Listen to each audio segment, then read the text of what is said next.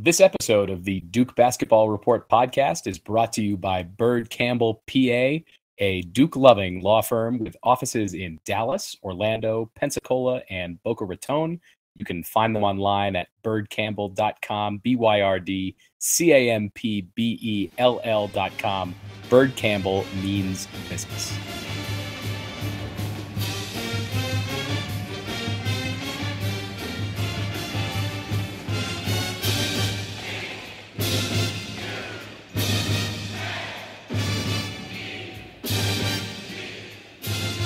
Hello, Duke fans, and welcome to episode 86 of the Duke Basketball Report podcast. It is Tuesday, October 3rd. Holy crap, we're in October already. And that means basketball. We're going to review Duke's live stream practice scrimmage, the naming of Grayson Allen as the lone captain, and talk a potential big lineup for the Blue Devils. We'll also talk a little football at the end, but first, I'm Donald Wine, the captain of the ship this week, steering down the Potomac here in Washington, D.C. I'm joined this week by the other two guys who make up this axis of awesome. I got Sam Klein in Denver. Yo, Sam, what's cracking? I think that if I was the captain of a vessel, I would be on the South Platte River, which is not a river that you want to be captaining a particularly large ship down. I'm sure they have some rapids there. Very small ones. Very small ones.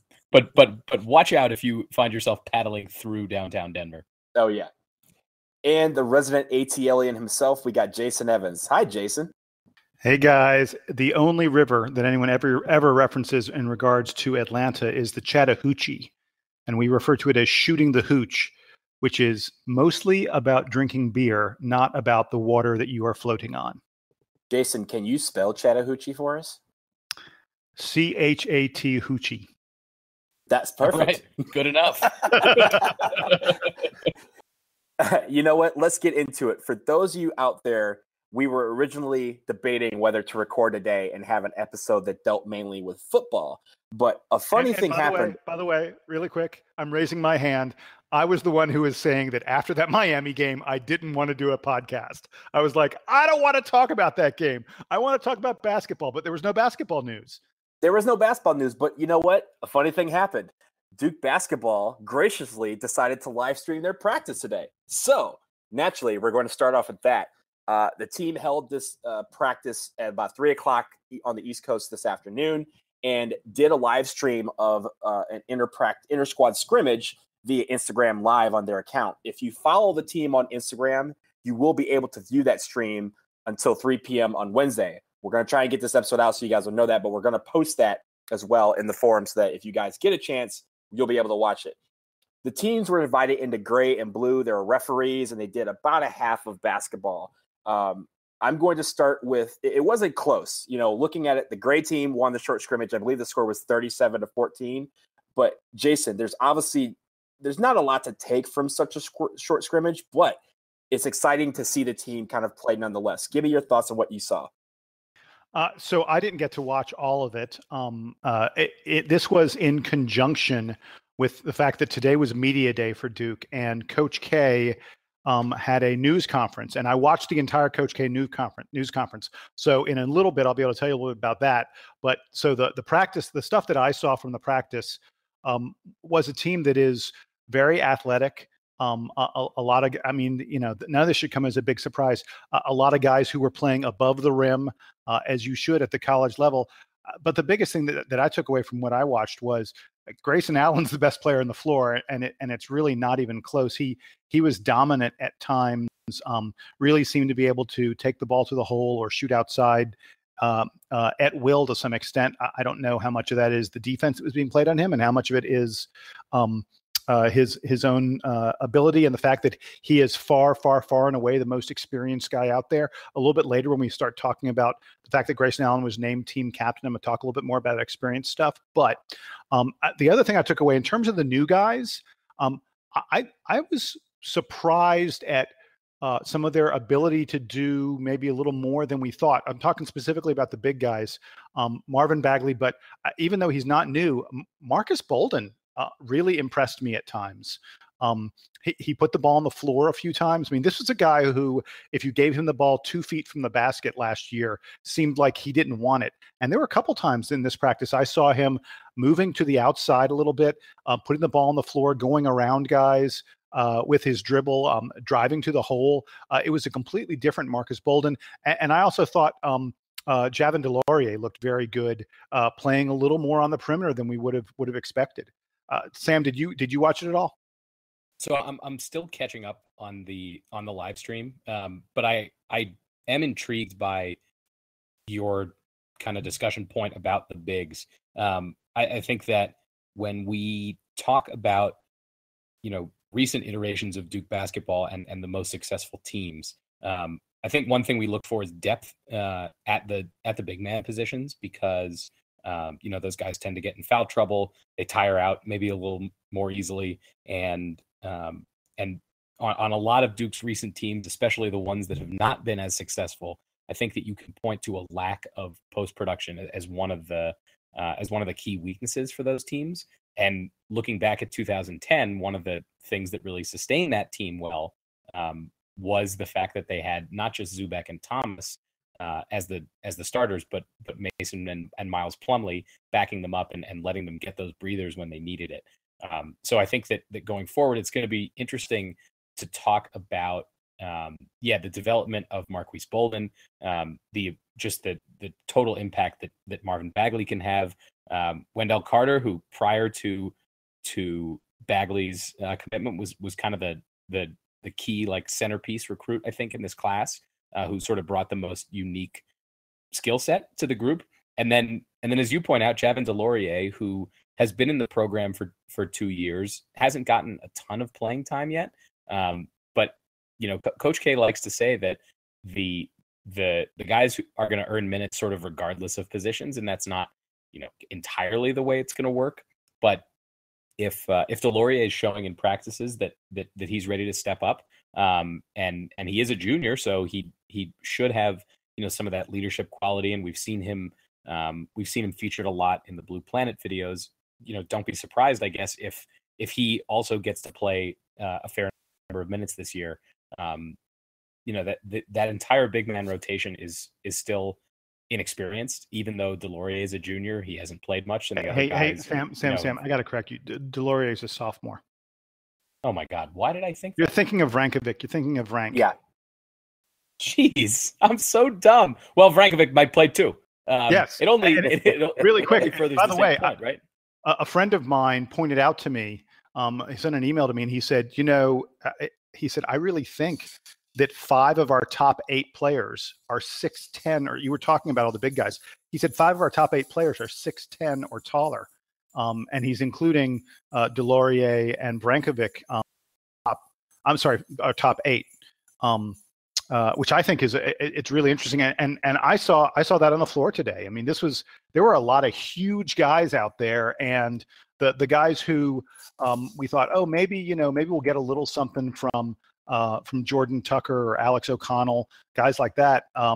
Even Jack White, I think that they were, to me, they were not as impressive from what I saw. Certainly not nearly as much as DeLaurier, and not even as much as Vrankovic. I think there's a very strong possibility that Duke is going to be exceptionally big this year, that Coach K is going to play a lot of these big guys because he plays his best players regardless of position. I think the one thing that kind of stands in the way of that, right, is that one of those guys, if he's playing 3 of them at once, one of them is going to have to defend on the perimeter. DeLaurier seems like he's athletic and mobile enough that he might be able to handle that. Bagley might be too, for all I know, because he's such a freak.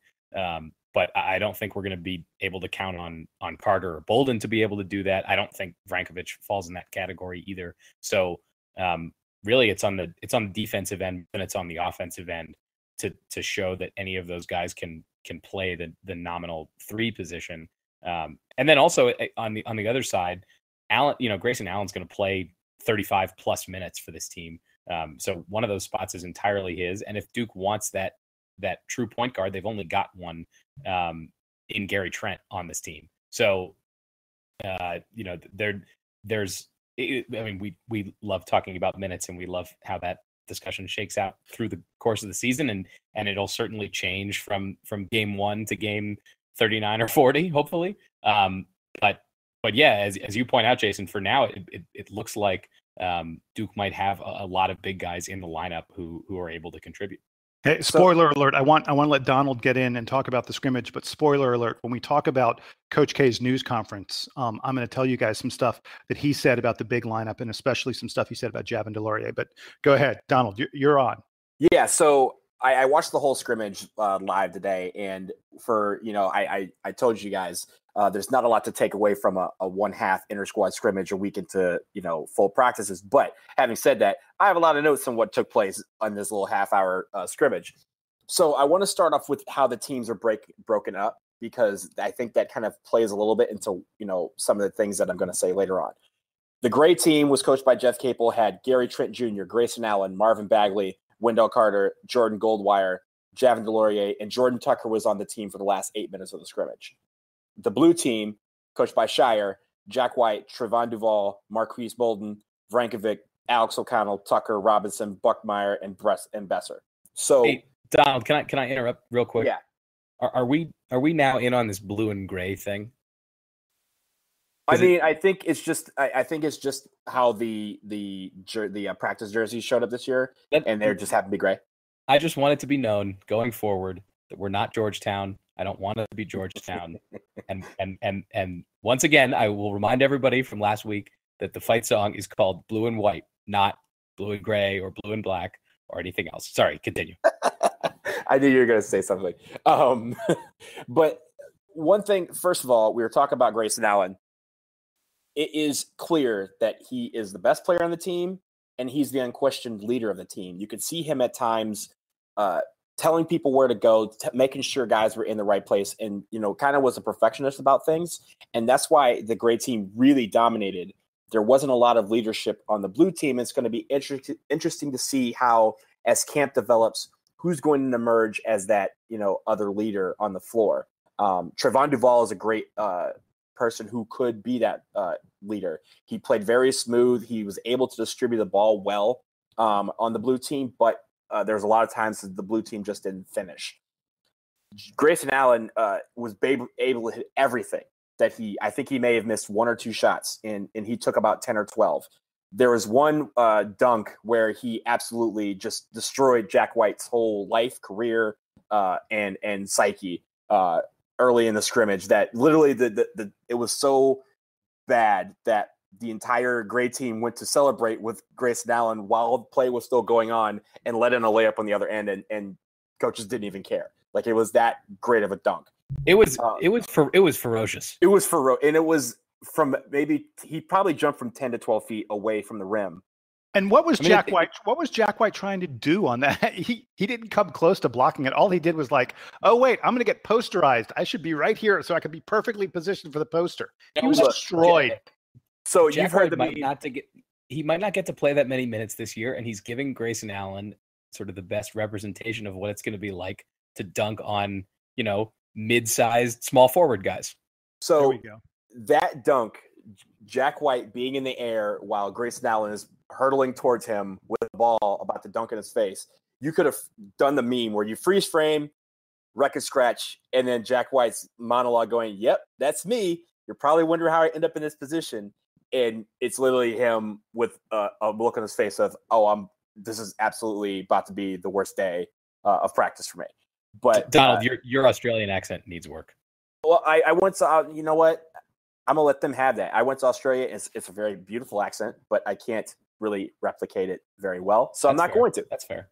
So finally, I want to say there are a couple of things. One, these guys can make their free throws. They were getting to the line, when Wendell Carter and Bagley, who were very smooth or in the paint, there's a lot of times they were getting to the line. They were getting to the line with ease, and they were making their free throws, which is something you'd love to see. And one thing that I will end it with is Nolan Smith, in the middle of basically during a quote-unquote TV timeout, he was on the live stream, and he basically said one thing. The Gray team is really competing and playing hard, and that's something we are trying to stress to the Blue team and just the team in general. If they don't play hard, they're going to get beat.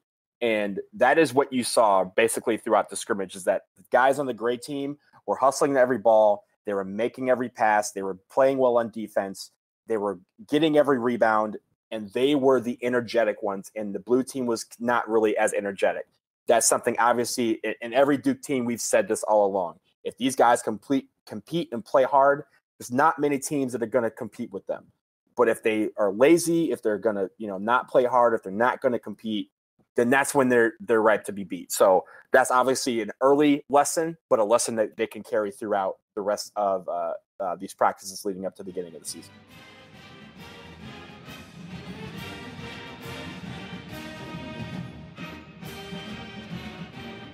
And let's move on to the actual news of the day. But first, we're going to start with the news conference that was part of this media day. I'm going to kick it to Jason because Jason was able to watch that whole news conference with Coach K. And obviously, Coach K had a lot of stuff to say. Jason, take it away. Yeah, so I'm going to try and divide this up into a few different places. First, I'm going to talk a little bit about the team, and then I want to talk a little bit about college basketball in general, because Coach K addressed both of those things. Regarding the team itself, the best news was he said we've been injury-free all summer, and we've been injury-free, all practice so far. Javin DeLaurier apparently has a little bit of a leg problem, but Coach K said it's nothing major, not a big deal. And then Coach K really singled out Marquise Bolden, Jack White, and Javin DeLaurier as guys who've shown huge improvement over where we were last summer. There was a funny moment where Coach K said, we're big and athletic. We have a plethora of big men. And then he goes, plethora. He goes, I really like that word. Does anyone know what it means? It was pretty amusing. Coach K is always, there was lots of humor in the news conference. If you watch it, you'll notice that. He admitted that we're not going to have a lot of perimeter guys, a lot of shooters. And that he said just flat out, we will not be the outside shooting force that we've been in previous years, but he expects us to be an outstanding rebounding team, one of the best he's ever seen at Duke. And he thinks we'll be a very good defensive team. And he talked about playing zone. He said, look, we're still going to play a lot of man-to-man, but we're certainly going to look at playing lots of zone, especially, and here's the big news, he said, especially when we have Carter, Bagley, and Bolden in the game together. He specifically mentioned those three guys playing together at the same time. And this alludes back to something that we were talking about earlier when we were talking about the scrimmage. And we were talking, I mentioned 5 of our top 8 players appear to be guys 6'10" or taller. And Coach K is clearly deciding, we're going to have to play 3 of those 5 guys together.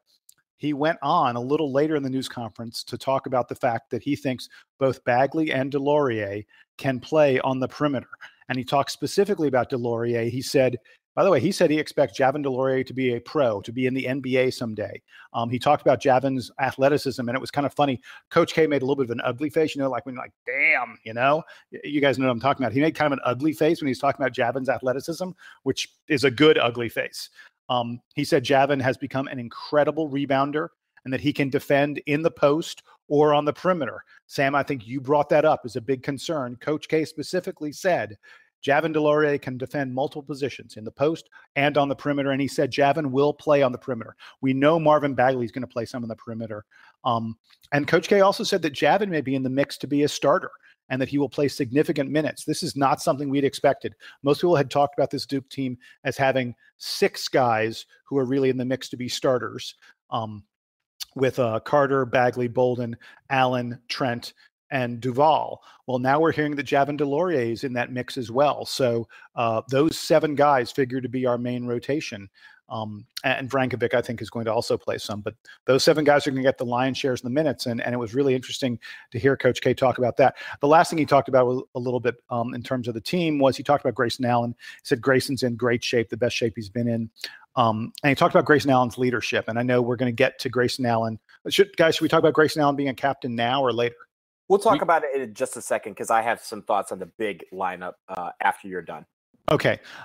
Anyway, he talked about Grayson Allen being a leader, and the way Grayson Allen leads is mostly on the floor and showing the other guys how to play hard, that he's not a super vocal kind of guy, which I thought was interesting.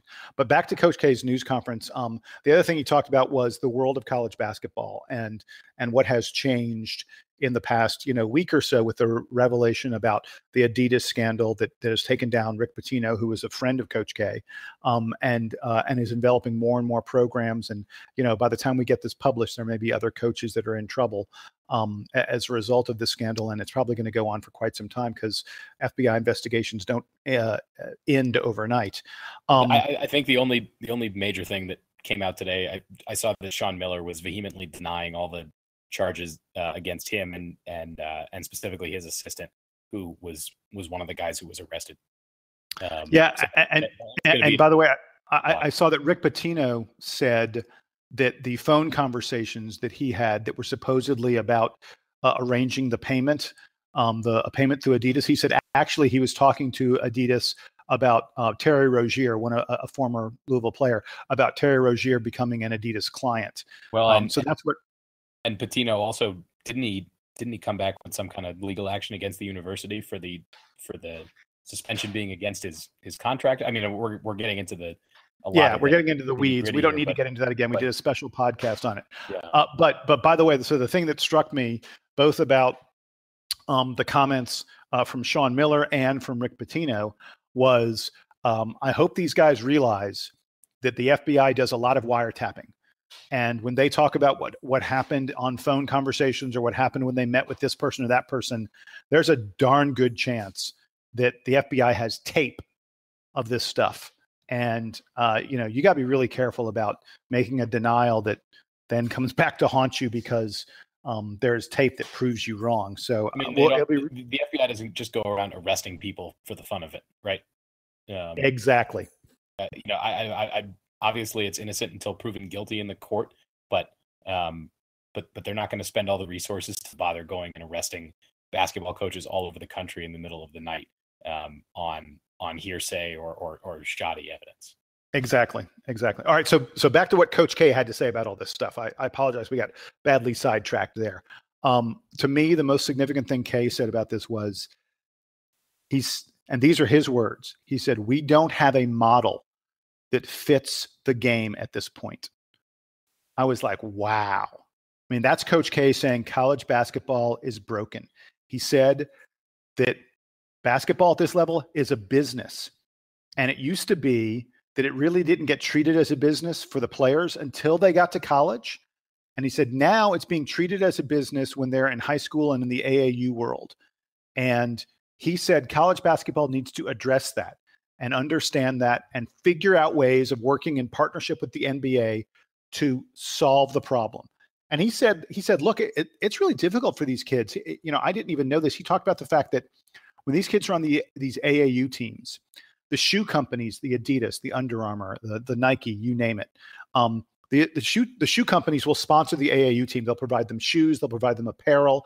They'll provide them jerseys. They'll provide them with trips. He said, hey, if your AAU team gets approached by a shoe company and they say, we want to send all the players and their parents to Italy to go play in a special tournament on our behalf, none of that's illegal.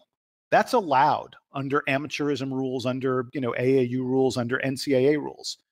And Coach K said, that's great. And he loves that. And he thinks more that should happen more often. He said, help these kids out, help their families out, have them experience things, provide them with stuff.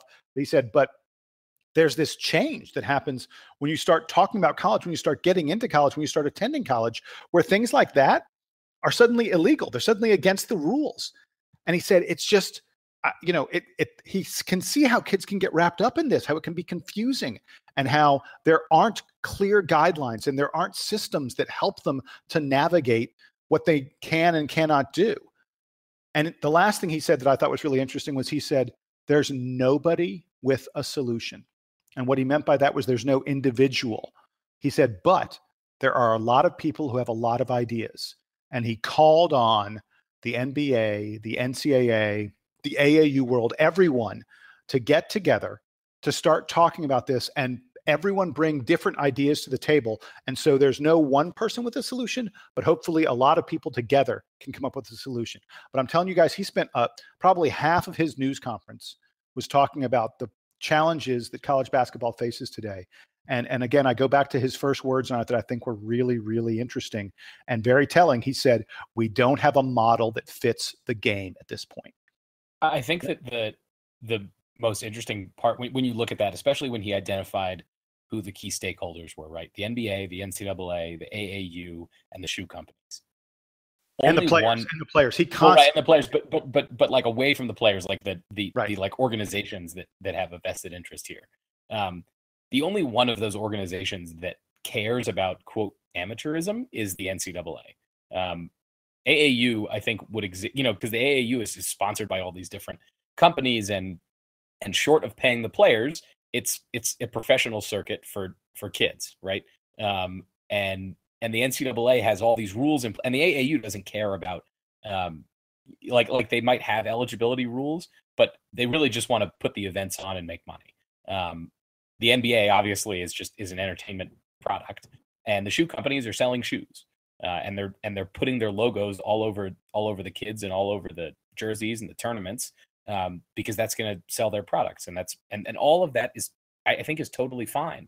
The challenge here is that the NCAA is working with this outdated model of amateurism, and like you said, Jason, the kids get confused because they come to high school, like by the time they're 14, 15 years old, they're getting sponsored. It's almost like they're getting paid. I mean, there aren't a lot of like places around this country where 15 and 16-year-olds are getting paid serious money to do anything.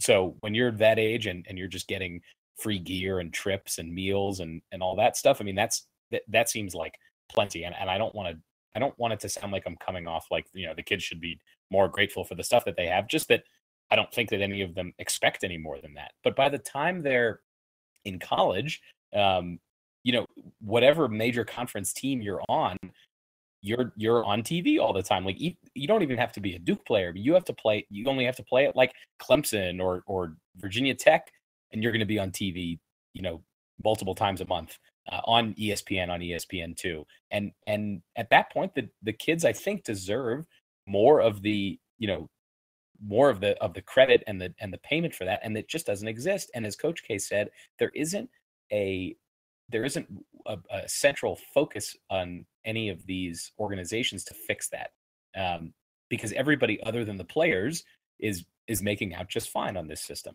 And I think that ultimately his voice and the momentum from what's going on right now with the investigation is going to lead to a change. I think that the thing that they're going to struggle with, and that ultimately they'll have to overcome, is the general public perception of how amateurism is supposed to work, because I don't think that most general sports fans understand the depth of that whole AAU shoe company world.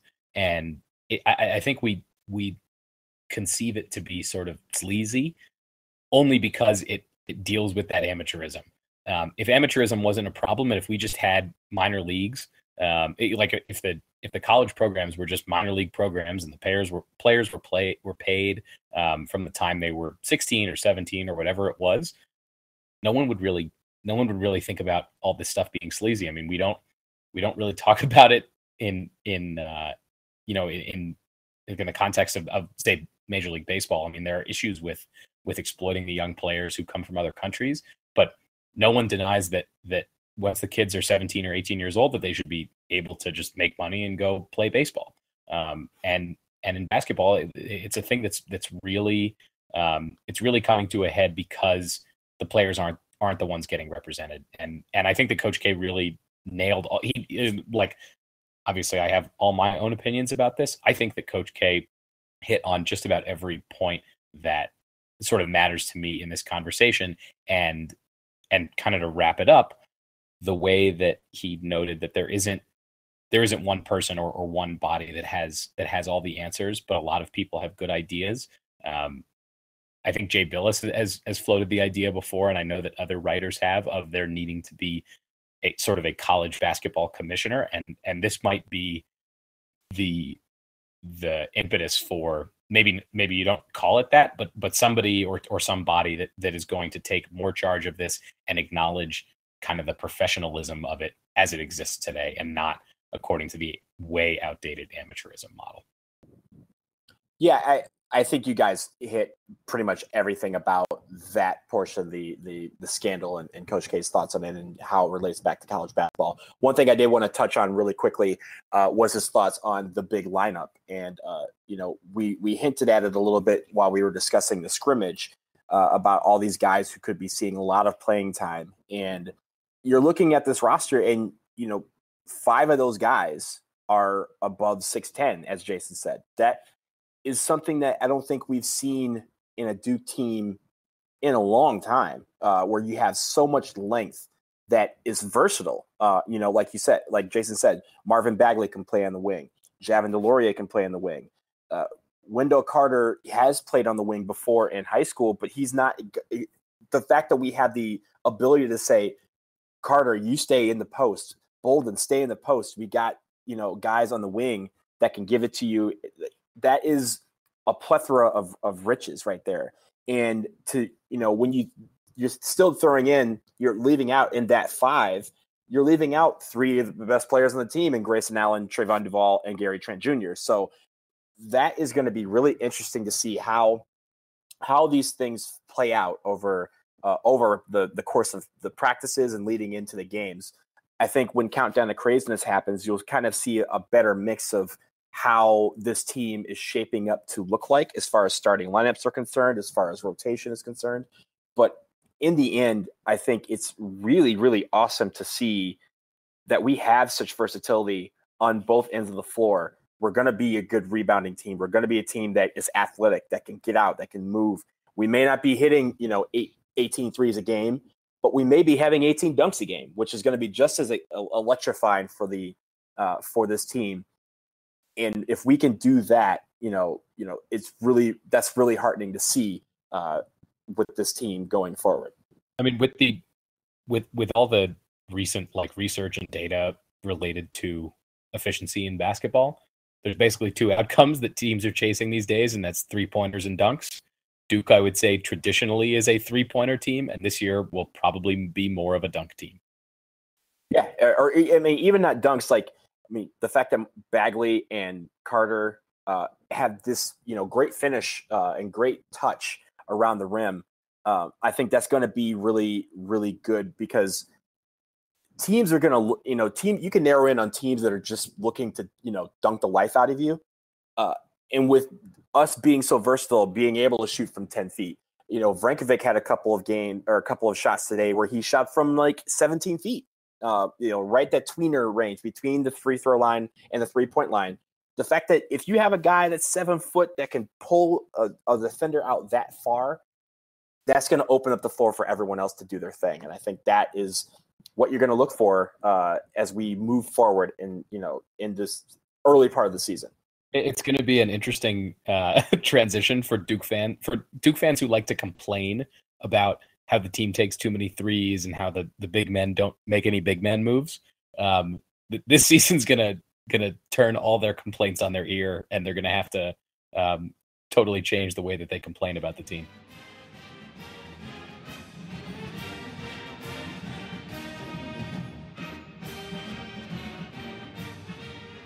This episode of the Duke Basketball Report podcast is brought to you by Byrd Campbell, PA, the Duke law firm that is run by Duke fans. We wanted to highlight a story this week that was sent to us by one of the founders of Byrd Campbell, Mr. Tucker Byrd. He graduated from Duke in 1978.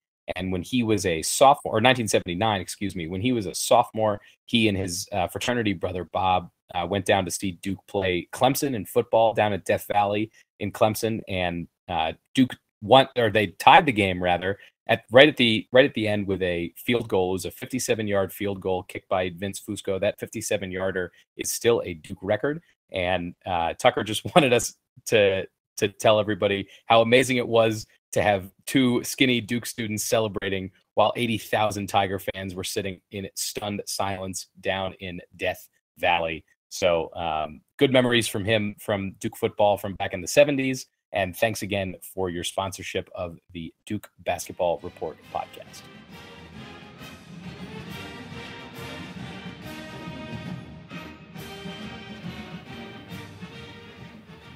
Okay, to close out the basketball news, the big news that came today from the team was the announcement that Grayson Allen was named the lone captain for this year's version of the Duke basketball team.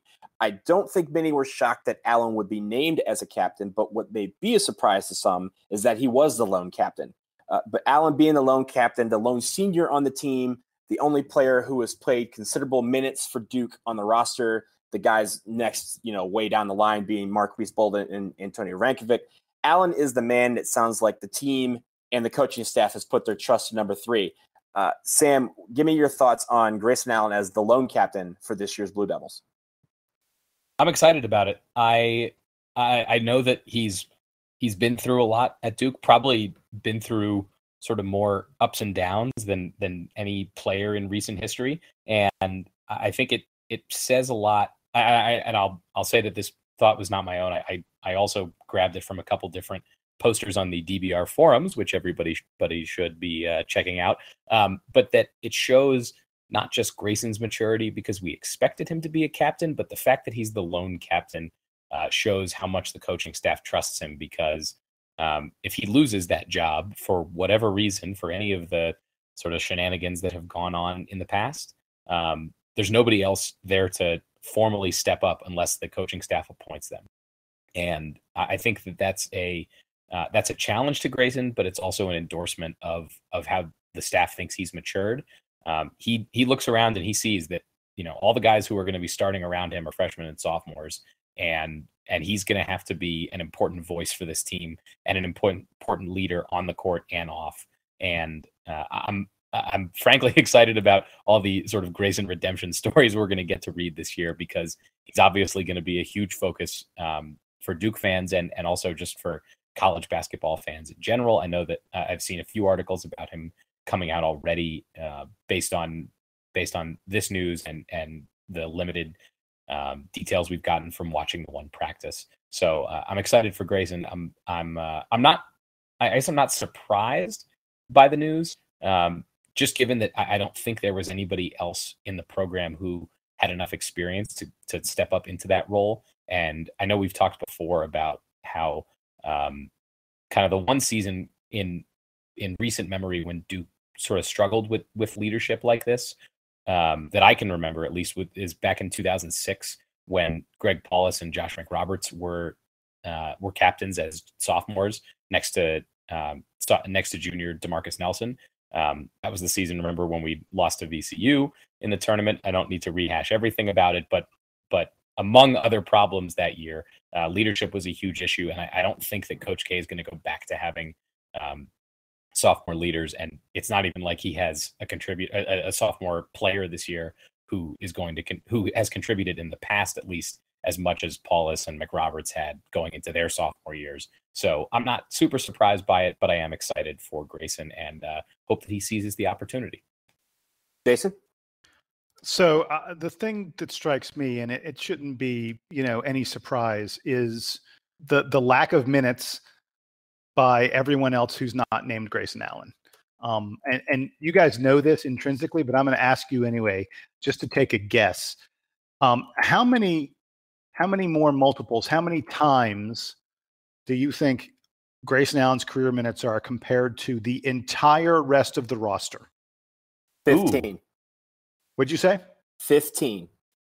God, wow. No, that would be truly monstrous. Yeah, I was going to see if I could reason it out on the show real quick. You want me to try? It's not 15. Okay. Yes, I knew it was 15. So assuming that like the last 2 years, Grayson Allen was playing like 30 minutes a game across, say, 70 games. That's 2,100 minutes, give or take. And then maybe bump that up to like 2,500 with his freshman year, because he played a little bit his freshman year, but not a ton. The only other two guys on the roster that have gotten even notable minutes, I think, would be Bolden and Delorier. Vrankovic has had spot minutes. Jack White had spot minutes. Even Delorier, you could say, was spot minutes. Right.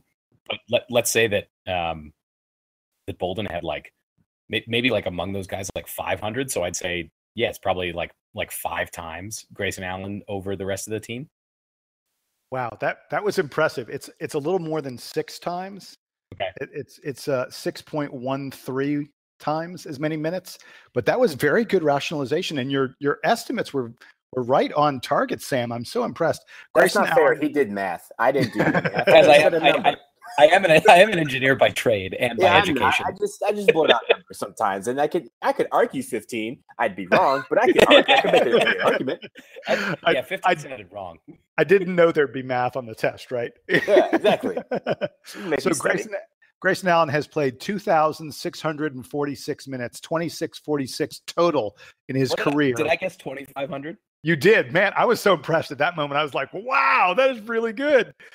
46 minutes in his career, and the rest of the team combined, every single other player on the roster combined, are at 431 minutes. Allen, as a freshman, by the way, played 322. So Grayson Allen, as a freshman, almost had as many minutes as the entire rest of the roster combined. The guy who has the most minutes other than Grayson Allen is Marquise Bolden, 157. And then Antonio Vrankovic with 115 and Javin DeLaurier with 85. Those are the, it's like none of these guys have played very much at all. And I think they had no choice but to make Grayson Allen the solo captain. Although there's a piece of me that really hopes at some point during the season that they elevate someone else. Maybe DeLaurier is getting lots of time. Maybe Trevon Duval is really vocal and really active.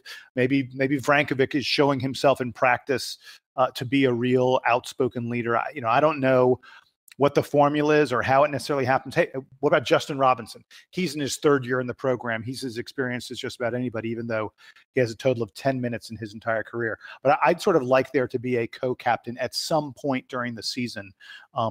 Not because I don't think Grayson can handle the job and not because I don't think Grayson is up to it, but because I'd like to hear that someone else is really asserting themselves and being a voice and a leader on this team, because they're going to need it with so many young guys. But the only comment I have on Grayson being the team captain is the fact that this is an unbelievably inexperienced team aside from Grayson Allen.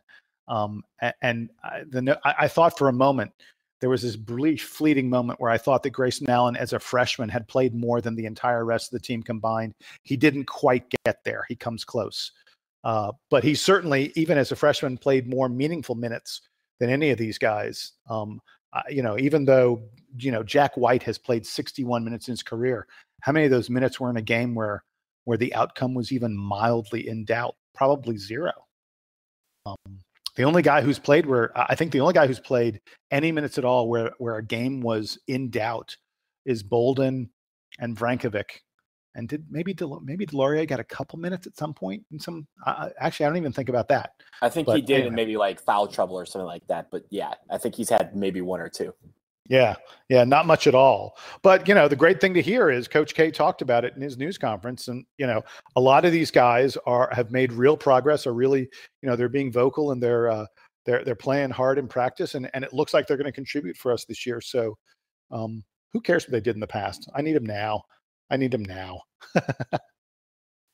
So I think one thing, that you take away from this, first of all, I think you're talking about it with the most experienced by a long shot that Grayson Allen has.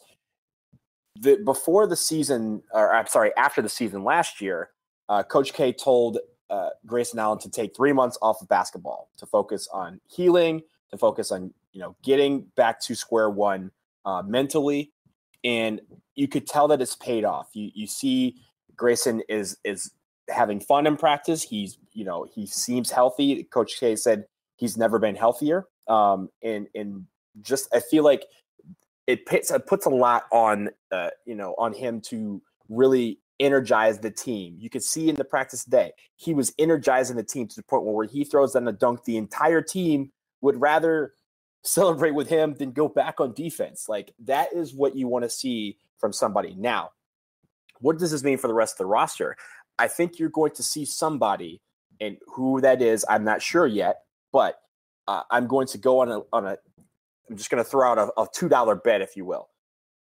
Antonio Vrankovic will be elevated to captain before the year is out. Here's why I say that. During these, you've seen some of the videos, you've seen some of the practices. There is one voice that I hear over everybody else's, and as you guys have noted, there's been a lot of chatter. They're all talking. They're all being leaders in their own right. But there's one who's speaking out over everyone else, and that's Vrankovic. And I think that he has the tools to be somebody that can lead the bench, somebody that can, that knows his role, that goes out and plays it. And, after being in this program for a couple of years, he is ready to assume that leadership role. And I think the fact that he didn't get it at the initial outset is something that's going to motivate him to go even further. And I think in the end, Antonio Vrankovic will be a captain, but I think that's going to take some time for him to mold into that role and really develop as a player. Because once he does that, once he gets all these guys, we will have a second leader on the floor. We'll have a second leader on the bench. That's going to be useful for this team going forward. And I'll tell you something, Donald. I love that choice. I think that is a wise choice. And I hearken back to, folks, I told you earlier this year in the off season about a really great article about Vrankovic that was on Duke Blue Planet, where they talked about the experience he had over the summer playing for the national team in, oh God, Donald, help me. What country? Oh my God, I can't remember his country. Croatia, right? Whatever it was. But Vrankovic really got a lot of experience over the summer. To me, like he matured tremendously this summer from playing with not just older players, but men. And so I think your choice of Vrankovic as the guy who's going to be the next captain for Duke is a really wise one. And I hope it comes true, because I think the guy deserves it. I don't know if that's actually going to happen, Donald, and I applaud you for a bold prediction. But he would be, I think, like the only like logical selection if there was going to be one during the season. I just don't see it happening.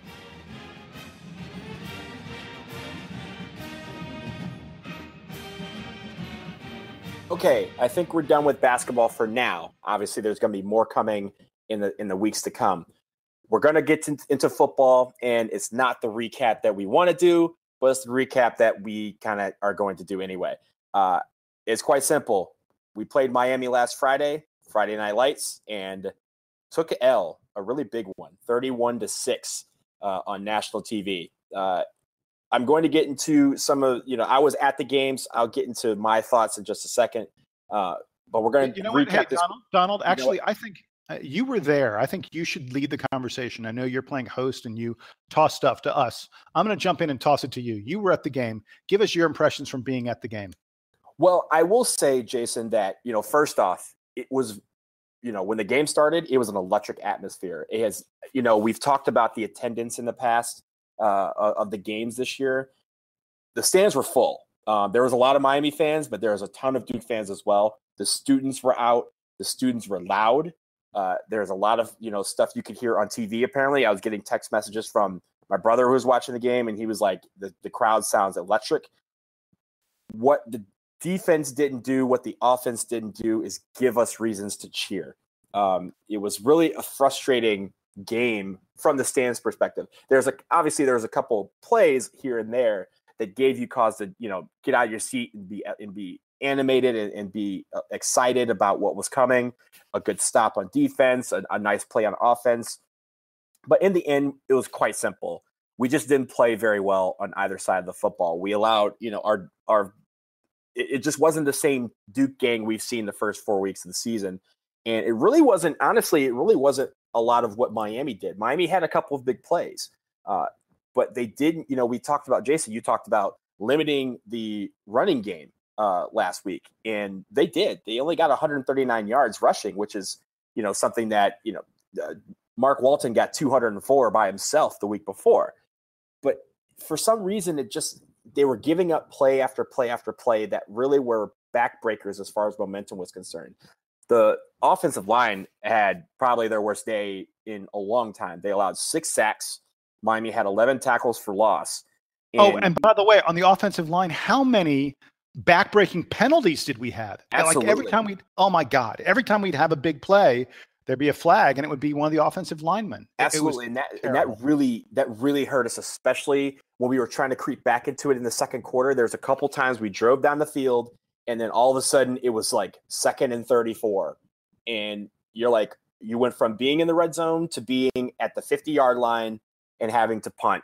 And those, you can't have those in games against good teams.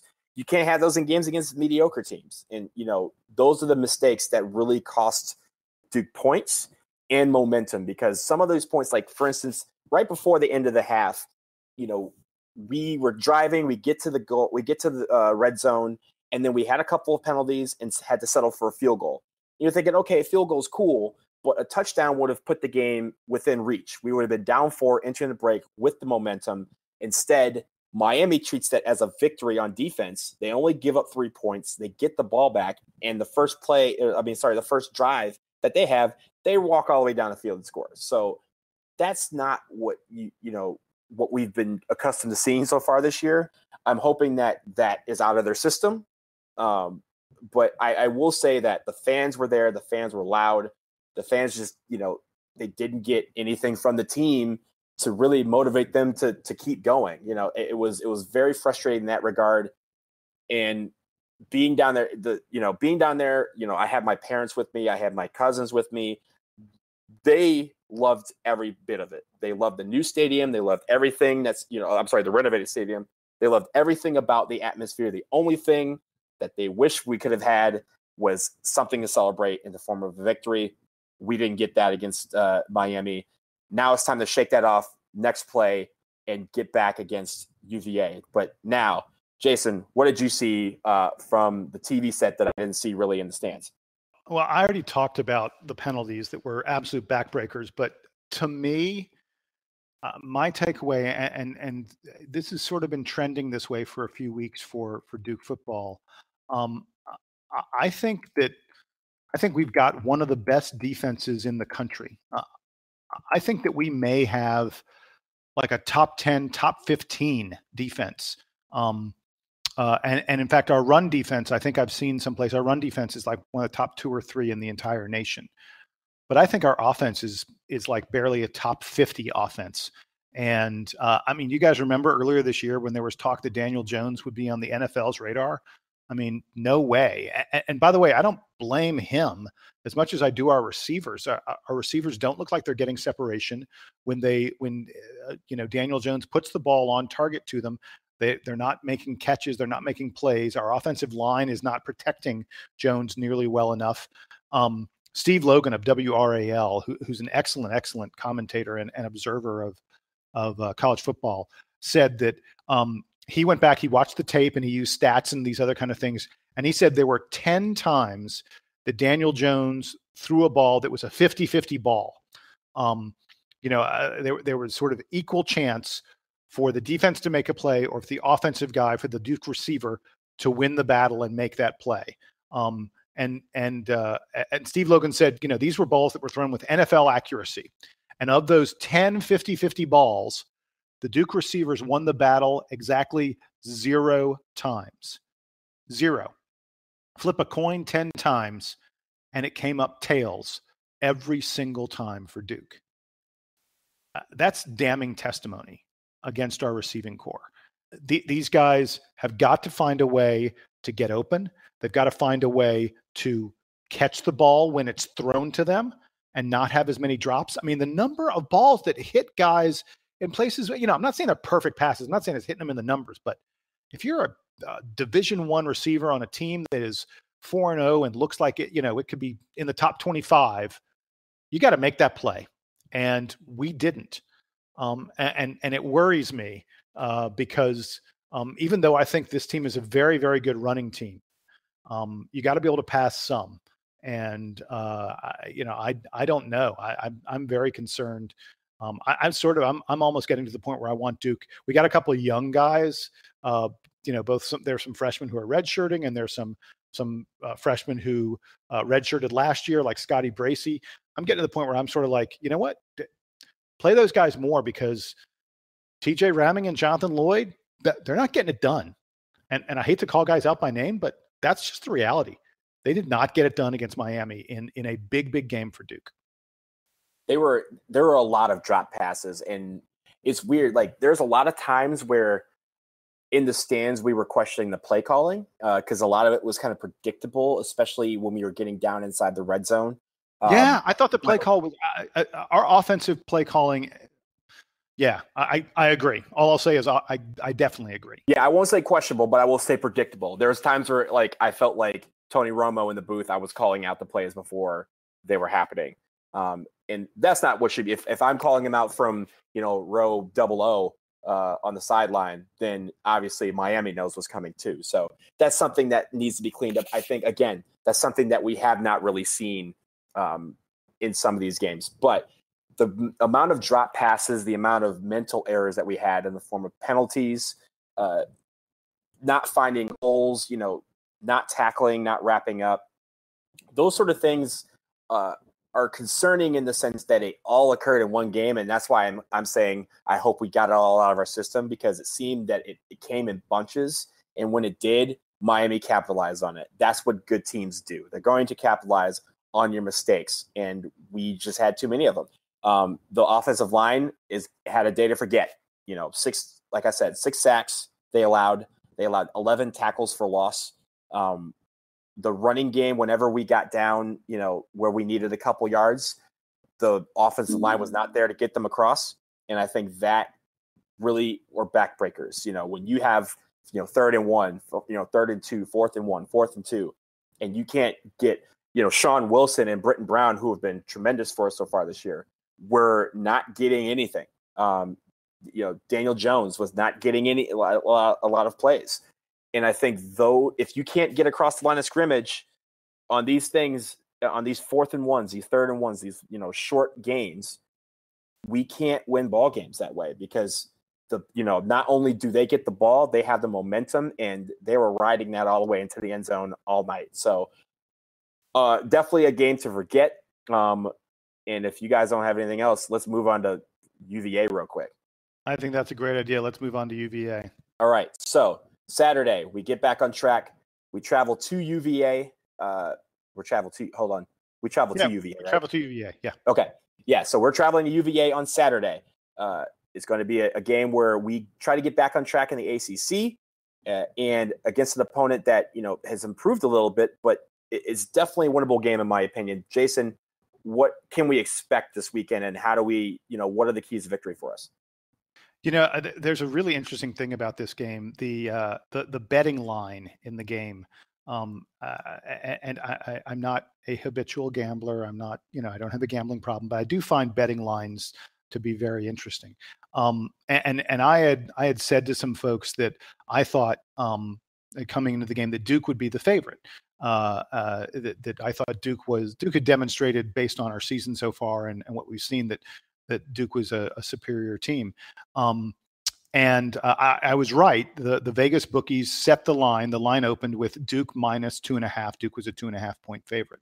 Do you know what happened to the line after that? The line moved.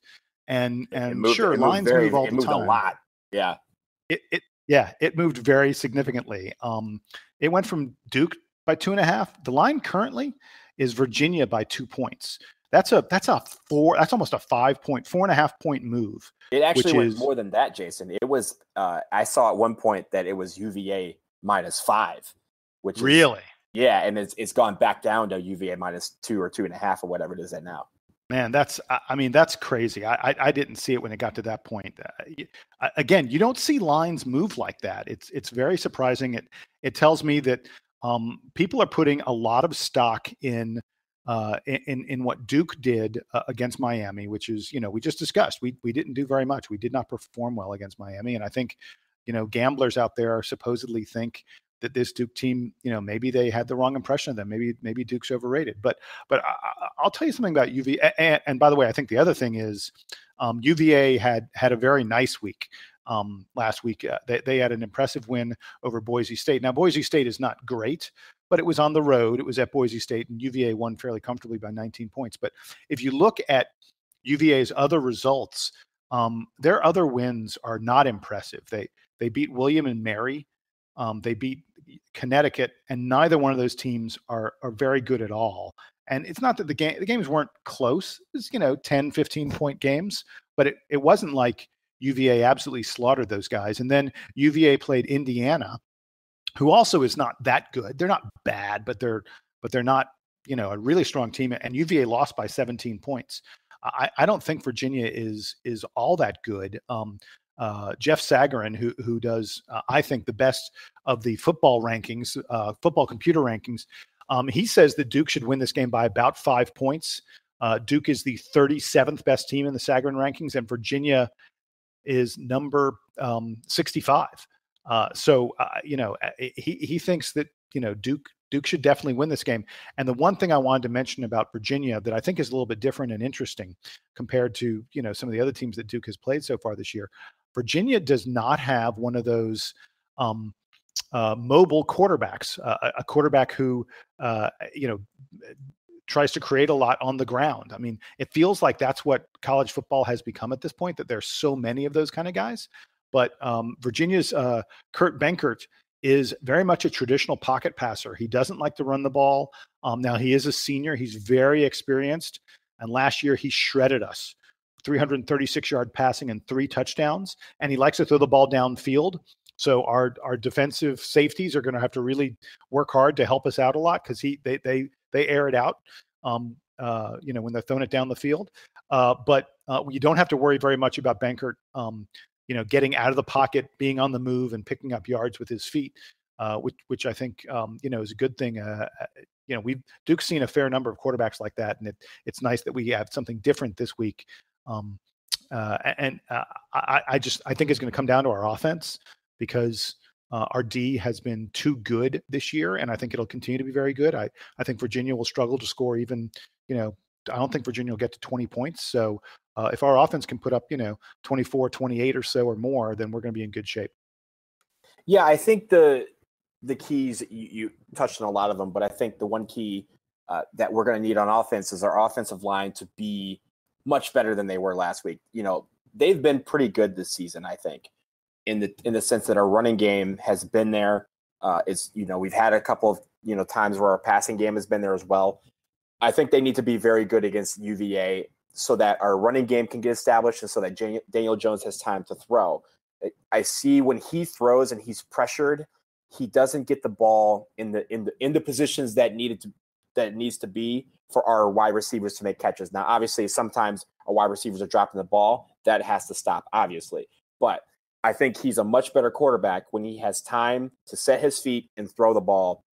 And I think that is going to be a real test for our offensive line this week. Can they get it together? Can they make it so that Daniel Jones has protection and that these lanes are opening up for Britton Brown and Sean Wilson to run through? Because if we have that, UVA is going to have a difficult time stopping us as we advance down the field. I think our kicking game has been very good. But we want to score touchdowns. Like, that's what we want to do. So if we have that opportunity to do that, our defense, I think, is going to have a great day against their offense, forcing some turnovers, getting to the ball, tackles for loss, stopping people in the backfield, and really defending their wide receivers, which in my opinion aren't that great, but have the capability of doing good things. If we stop any of that and we limit big plays, we're a much better team than they are, in my opinion. So let's see what happens on Saturday. Hopefully it's a good day for us, and hopefully we can get back on track with win number 5.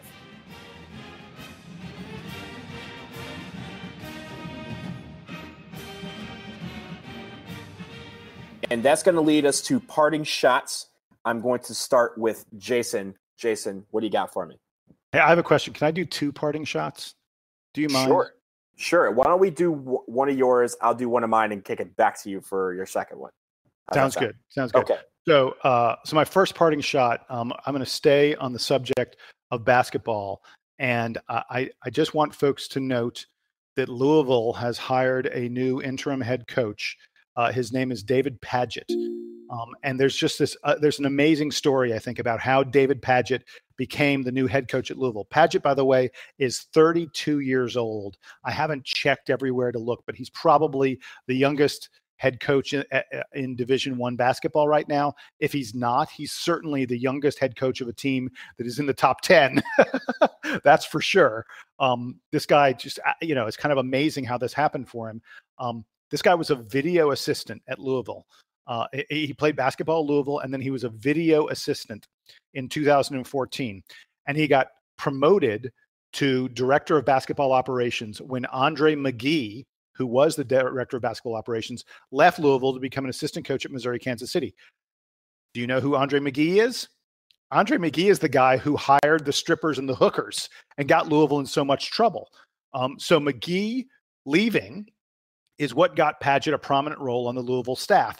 And he went from being director of basketball operations to being a assistant coach. And then he was just named interim head coach fairly recently, a couple days ago. So this is a guy, because Rick Pitino was taken down in the Adidas scandal. So this is a guy who he sort of got his first big job at Louisville because of, for a guy who was part of a scandal. And now he's become Louisville's head coach just a couple of years later because of another major scandal. Now it's really hard to say if he's going to keep this job. The Louisville players sort of begged the president of the university that they wanted one of their assistant coaches. They wanted someone they knew and that they trusted to guide them this year. And I think the Louisville recognized that there was no way they could do a legitimate coaching search at this point. It's too close to the season. They weren't going to be able to get someone who was at another program. It would be really unseemly for someone to leave another program right before the season's about to start. So they promoted David Padgett. And look, they've got a really good roster this year. That Louisville says they'll try and find a permanent coach in 6 months when the season's over. And David Padgett's going to be in the running for that. And I think that's kind of interesting. And, this guy at age 32 is coaching one of the best basketball programs in the nation. It's just, and again, the story of how he got there, I think is interesting and strange and weird and quirky. And by the way, it's worth noting David Padgett is not related to former Kentucky player Scott Padgett, who folks will remember from Kentucky. Scott Padgett played very well against Duke a couple times in the NCAA tournament. So, but David Padgett he's a former Louisville player, but he's not related to Scott Padgett, and he's the new head coach of the Louisville Cardinals. My parting shot is very, very quick. As you guys know, I was on campus last weekend for the game. I was down there with my parents and my cousin, as I mentioned earlier, and got to go play at the Washington Duke with my dad and my cousin on Saturday. It was a beautiful day, but what was not beautiful was my golf game. I shot 105, but it was the first time I had played any round of golf in about 4 or 5 years. So probably maybe 10 to 15 strokes off of my normal pace, but it's a great course. If you guys have not done the Washington Duke, I have not done it in a long time. If you have not done it, it's a beautiful course. And if you're an alum, you get a discount. So check it out next time you're on campus. If you are of the golf, if you're one that's a golf as a hobby, definitely check it out. It's a beautiful course. But I just want to say it was a great weekend in the Triangle. And I'm glad I got to spend a day on the links with my cousin and, of course, my dad. Sam? Yeah, hey, guys. Sorry about I dropped off the call there for a little bit, and now I'm back on and on my phone rather than on my internet because my home internet decided to crap out right in the middle. Sorry. This is the trials and tribulations of doing a podcast where 3 people are in 3 different places with 3 different internets. Exactly. And we actually we switched internet providers I don't know, a month or 2 ago. And it had been working perfectly, and so I don't know what's going on. But I didn't want to call back in and kind of wrap the show with you guys. My quick thoughts on football are that I still love Duke football, and I hope we beat UVA. All right, so let me move to my parting shot. It's kind of a 2-parter, but it's all in the same realm, which is about online sports media. I read one really interesting article today that I think kind of talked about a lot of different current issues going on in sports, and maybe had some of the was reflecting some of the social issues of the the day, but it was interesting, I think, because it touched on amateurism and that same discussion that we've had here the last couple episodes, particularly as it relates to the Adidas scandal. But it was an article on CBS Sports by a baseball writer named Jonah Carey, who I really like. So I will link that in the show links and encourage people to check that out. And then the other sort of online sports media note that I wanted to make is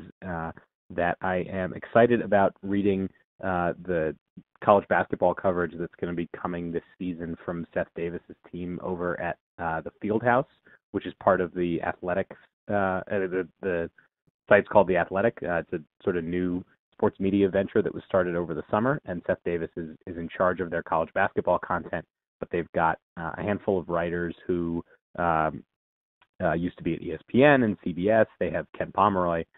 So it looks like it's going to be a really interesting place for a lot of different college basketball news and analysis. And I think in the sort of changing sports media landscape, it's nice that the good writers have a place to be. So Seth Davis, former, obviously a Duke alumnus and also former guest of this show, now running his own college basketball site that I think is gonna have a lot of interesting content. So I encourage folks to check that out as well. Hey Sam, are the Pomeroy rankings going to be behind? I know it's a subscription site. It's obviously they have a trial, but is it going to be behind the paywall? So I don't know. I think that when you go to the Athletics website, you get like a certain number. You know, it's like when you go to any like major newspaper, you get a certain number of articles for free before they paywall you. And I don't know. I saw that they had added Ken Pomeroy, but I don't know what that's going to do to his ratings. I would assume that it'll still be the way it's always been, which is that you can see kind of the main ratings, but if you want to get the in-depth stuff, you'll probably still have to pay for it. I just don't know if that's migrating off of the kenpom.com site or not. Got it. Yeah. Well, thanks for that. So wait and see for that. But you know, I know that like when we're doing previews and talking about basketball teams on this show, and I'm sure at other media that listeners are consuming about college basketball, that we reference Ken Pomeroy all the time because he's kind of the you know, he's the stats guru and he's the rankings guru. So now he's got a new writing home at least. And yeah, we'll see where the stats end up. There we go. And Jason, you had a second parting shot, so I will let you do that right now. Yes. So Deadspin, which has fun stuff and goes for humor when they're talking about sports. Deadspin had a what I thought was a very amusing article about the Philadelphia 76ers, who have signed Emeka Okafor, who folks will remember from UConn, and he had a decent and not very stellar, but an okay NBA career. So the Sixers have cornered the Okafor market. They have Emeka Okafor and Jahlil Okafor. And Deadspin pointed out, and I think this is very amusing, this is why I'm talking about it, that Emeka Okafor was always known as a very solid defender, but not much of an offensive player. And he hasn't really played in the NBA in the past couple of years because he's had a neck injury, an upper body injury. Jahlil Okafor, on the other hand, is a really good low post scorer who has no defense whatsoever, and he has struggled with lower body injuries. So between the two Okafors, they possess almost every skill that you could want from an NBA center. They can defend, protect the rim, and score really nicely. And they have, half their body, each one of them is just fine. So Deadspin says that they have at least 40% of a working skeleton. And if the plan in Philadelphia is to somehow fuse Emeka Okafor and Jahlil Okafor into one person, Deadspin says they think that's the best, smartest thing that's happened in the entire NBA in the offseason. And I have to agree with them. That said, I really hope that Jahlil Okafor is able to learn something from Emeka Okafor and become a little bit better defensively, because I think he's got a bright future if he can get that part of his game fixed. But I just thought that article was really funny. The notion of Emeka Okafor and Jahlil Okafor together, they create one good, healthy NBA center. One super Emekafor. You know what? That's it. On that note, let's. I can't even hold on. I'm still laughing at that. On that note, we're going to end this episode 86 of the Duke Basketball Report podcast. Remember, you can check us all out on the forums, but we will be back probably soon. Pretty soon, there's going to be a lot of basketball to discuss, and we will be there for that. But until then, I'm Donald for Sam and for Jason. Thank you very much for listening in, and Duke Band, take us out.